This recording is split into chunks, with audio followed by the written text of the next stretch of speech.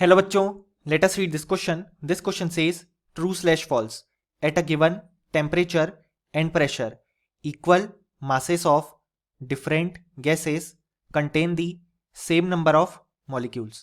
So इस question में हमसे कहा गया है कि अगर हमने टेम्परेचर और प्रेशर एक गिवन लिया है, यानी कि बेसिकली वो कांस्टेंट है, सो उस समय equal masses of different gases contain करती हैं सेम नंबर ऑफ मॉलिक्यूल्स.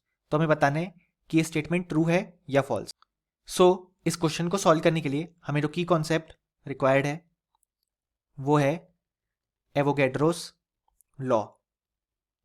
अब यहाँ पे अगर हम देखें तो हमारे पास गैस गिवन है. अब कंडीशन मेंशन नहीं है, सो हम गैस को as an ideal gas treat करेंगे. अब आइडियल गैस के लिए हम आइडियल गैस इक्वेशन अप्लाई कर सकते हैं, जो कि होती है PV is equal to nRT. अब यहाँ पे हमसे कहा गया है कि टेम्परेचर और प्रेशर गिवन है, या बेसिकली कांस्टेंट मेंटेन किए गए हैं वो, और R हम जानते हैं यूनिवर्सल गैस कांस्टेंट होता है. सो इस केस में हम देख सकते हैं कि जो हमारे पास वॉल्यूम है वो डायरेक्टली प्रोपोर्शनल हो जाएगा नंबर ऑफ मोल्स के.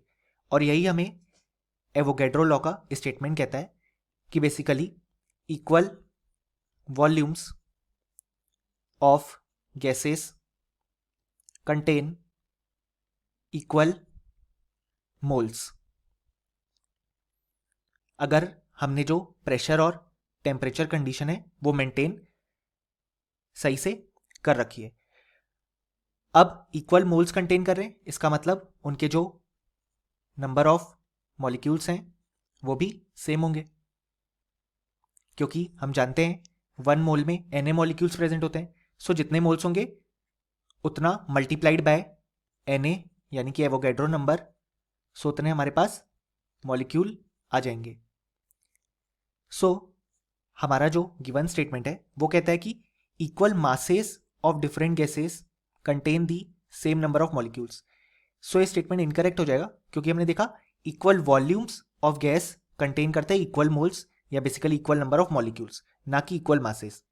सो हम बोल सकते हैं फाइनली कि इस क्वेश्चन का हमारे पास जो करेक्ट आंसर आ जाएगा वो आ जाएगा false. Hope you understood well. Best of luck.